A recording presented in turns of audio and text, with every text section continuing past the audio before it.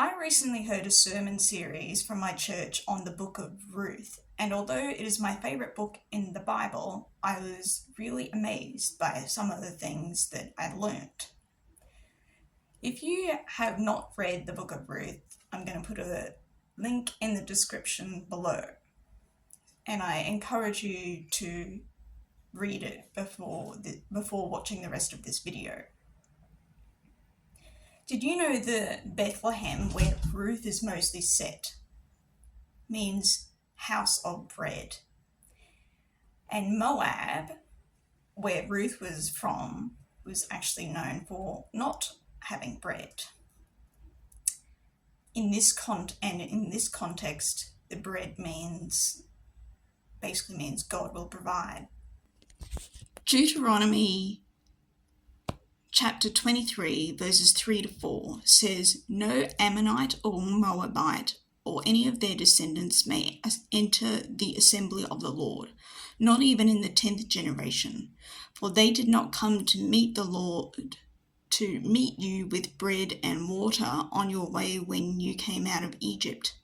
And they hired Balaam, son of Beor, from Pethor in Aram Naharaim, to pronounce a curse on you." And Jesus, who was born in Bethlehem, said, "I am the bread of life." John chapter 6 verse 35 says, "Then Jesus declared, 'I am the bread of life. Whoever comes to me will never go hungry, and whoever believes in me will never be thirsty.'"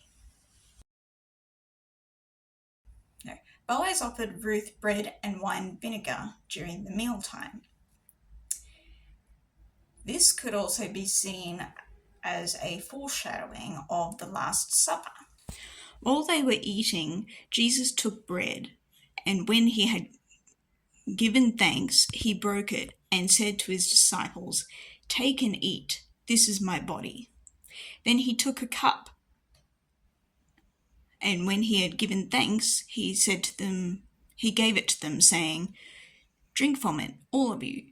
This is my blood, the covenant which is poured out for the forgiveness of sins." The book of Ruth also provides redemption for Moab. Now, you might wonder, where did the nation of Moab come from? Well, the story is actually recorded in Genesis chapter 19. It is the story of Lot and his two daughters. Lot and his two daughters left Zoar and settled in the mountains, for they were afraid to stay in Zoar. He and his two daughters lived in a cave. One day, the older daughter said to the younger, "Our father is old, and there is no man to give us children, as is the custom over all the earth. Let's get our father to drink wine and then sleep with him and preserve our family line through our father." That night they got their father to drink wine, and the older daughter went in and slept with him. He was not aware of it when she lay down or when she got up. The next day the older daughter said to the younger, "Last night I slept with my father. Let's get him to drink wine again tonight, and you shall go in and sleep with him, so we can preserve our family line through our father." So they got their father to drink wine that night also, and the younger daughter went in and slept with him. Again, he was not aware when she lay down or when she got up. So both of Lot's daughters became pregnant by their father. The older daughter had a son, and she named him Moab. He is the father of the Moabites today. The younger daughter also had a son, and she named him Ben-Ammi. He is the father of the Ammonites of today. Ruth was basically doing a redo, a fix-over of the story of what had happened with her ancestors. Oh, and by the way, I found out that with Naomi's plan which sounds like it could be wanting to seduce Boaz, it was actually the plan that she had of getting Ruth to wash and put on perfume and new garments It was actually not a seduction plan, it was actually the end of mourning.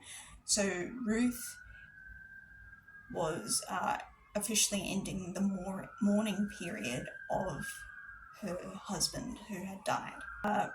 We also see that Boaz spreads his garments over Ruth, whereas God spreads his wings over us.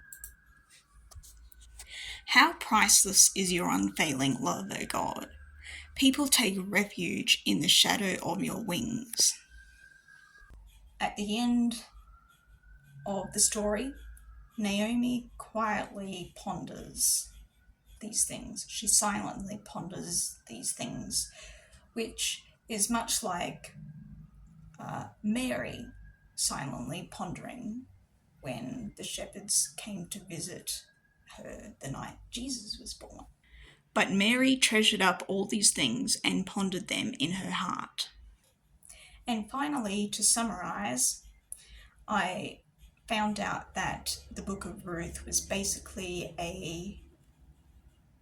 another version of Jesus' parable, the Prodigal Son, from the perspective of Naomi, kind of. But I won't recite the story. I won't tell you the story of the Prodigal Son. I'll put the link down below, and because I'm assuming most of you are familiar with that story. I really hope you enjoyed this video and that it has helped you understand the book of Ruth more. Thank you.